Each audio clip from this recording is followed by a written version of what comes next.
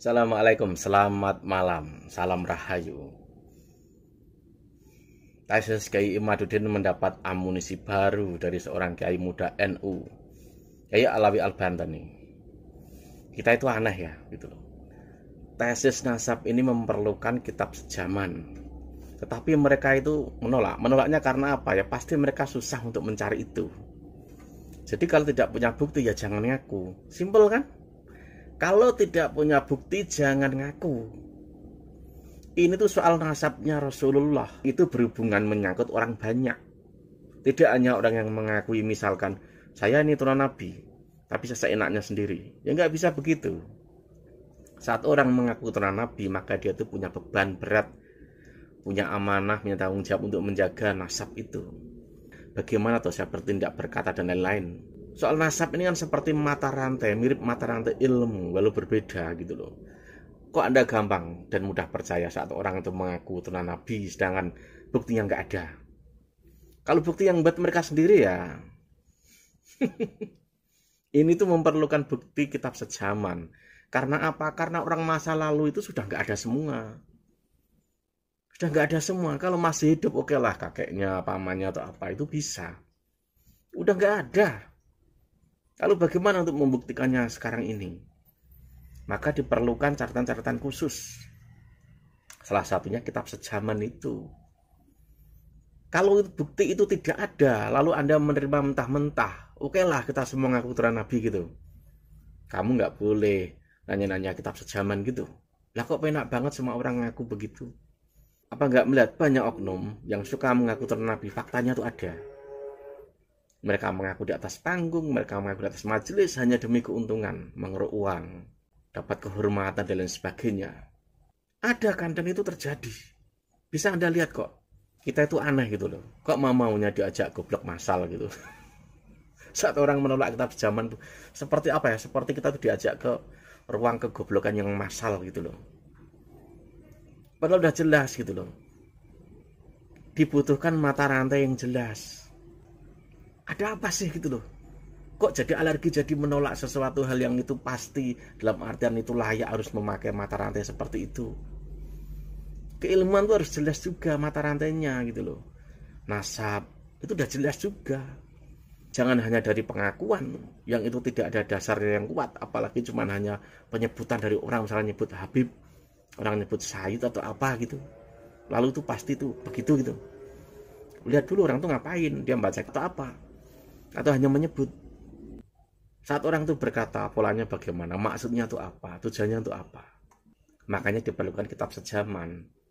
Ini ucapan dari Kiai Alawi Al-Bantani. Ini dia videonya. Beberapa sohib, rekan-rekan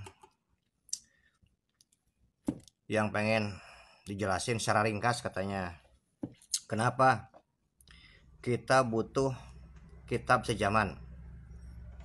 Kalau kata saya bukan hanya kitab sejaman dan setelahnya. Ketika kita sekarang biasa menggunakan mata rantai keilmuan, ilmu hadis, ya dari abad ke abad, terus ilmu fikih juga begitu dari abad ke abad. Kita mau menerimanya dari kitab sejaman, setelahnya lagi terus secara bersambung, baik ilmu hadis, ilmu fikih, kita nggak punya masalah. Tapi begitu sekarang urusan nasab, kenapa jadi pada takut, jadi pada sieun ya? Jadi sekarang menolak jalur periwayatan silsilah dari zaman ke zaman yang terus bersambung. Kenapa harus ada kitab sejaman dan kitab setelahnya? Seperti biasa, sok duduk kelar rokona, suruput kopina lur, tenang lur, kalem.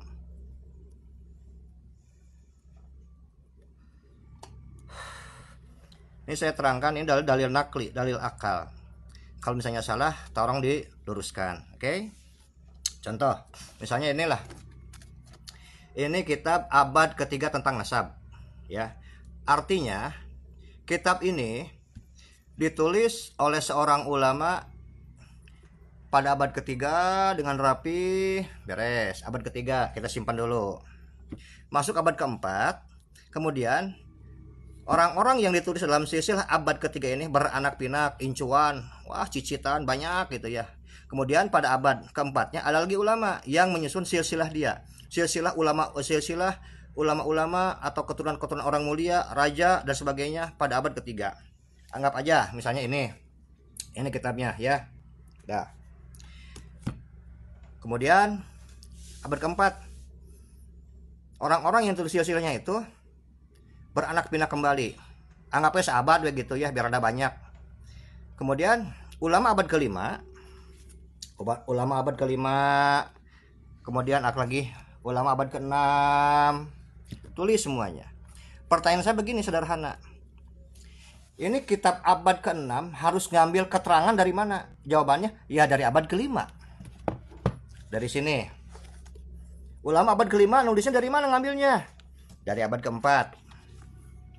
Ya. Ulama abad keempat ini ngambil dari mana? Ngambilnya dari abad ketiga. Oke. Pertanyaannya. Jadi kitab ini adalah sebuah referensi primer yang wajib adanya. Sekarang ini abad ketiga. Ini abad keempat. Tidak mungkin sekarang ulama yang membuat kitab sekarang pada abad keempat ini dia dapat ngarang, dia harus merujuk, harus ada rujukan primer, ya harus ada rujukan primer. Kenapa harus ada rujukan primer? Karena dengan adanya referensi sekarang dari kitab nasab abad ketiga, artinya apabila ada kekurangan bisa ditambah, kalau ada yang salah bisa dibenerin, ya. Jadi nggak mungkin sekarang para ulama sekarang, anggap aja ulama abad keempat sekarang dia ngarang silsilah padahal sudah ada kitab abad ketiga. Ini 3, 4, terus 5, terus 6. Semua ini kan harus bersambung. Kalau hadis kan akhbarona an atau hadasana an. Jadi semuanya ada rapi tersambung. Tanpa adanya silsilah dari zaman ke zaman, dari satu kitab ke kitab yang lain, kemudian kepada kitab yang lain, ya kan gitu. Maka mustahil akan ada penulisan nasab. Mustahil ada penulisan silsilah. Sekarang selama anggap aja lah, kalau kata Kiai Ima 500 tahun, 550 tahun katanya nggak ada nih kitab nih yang nulis. Tiba-tiba muncul sebuah kitab yang menyatakan si Fulan bin Fulan ada namanya. Tanpa referensi yang primer, tanpa ada silsilah yang dirujuk, tiba-tiba ada aja. Kan secara logika itu kan tidak bisa diterima. Itu batilun wala sahihun. Ya batil, ya tidak sahih. Harus ada rujukan dari zaman ke zaman. Percis kayak hadis. Akhbarona an Abdullah, an Abdul, an Aba Abdul, misalnya kan begitu. Ya, terus itu kan menunjukkan silsilah perawi itu dari zaman ke zaman yang bersambung. Jadi bisa diperiksa. Ini dari siapa dapatnya ilmunya? Kalau sekarang kita tidak mengetahui sama sekali tentang silsilah, tentang ini kitab dari mana, siapa yang mengeluarkannya, yang mencatat siapa, yang merawikannya siapa, ya namanya dongeng eta mah. Bukan ilmu, bukan metode keilmuan. Ya, itu namanya dongeng, menang ngarang, dongeng budak, kabobodo. Jadi tolonglah ya, buat para saudara-saudaraku, para habaib, kalau metode ilmiah dengan metode ilmiah lagi ya. Jangan metode ilmiah sama fatwa biar sama fatwa lagi, istihad sama istihad lagi. Kalau metode ilmiah, sok keluarkan metode ilmiah, nah duduk sama-sama dengan para ahlinya, ya gitu. Jadi nggak usah takut lah, maksudnya teh kan orang kata Nabi kan al insanu khatwan nisyan, manusia itu tempatnya salah dan lupa. Nah ini salah ada yang ngingetin, harusnya alhamdulillah punya saudara seiman sebangsa senaid, ada yang ngingetin. Jadi jangan sekarang sudah tidak punya sekarang referensi sekarang kitabnya, terus kita teh kekeh orang lain salah kita yang benar, ya jangan gitu dong ya. Sok beb keluarkan kitabnya ya, kasih argumentasi yang logis kayak saya tadi kan sederhana, itu sederhana sekali ya. Oke.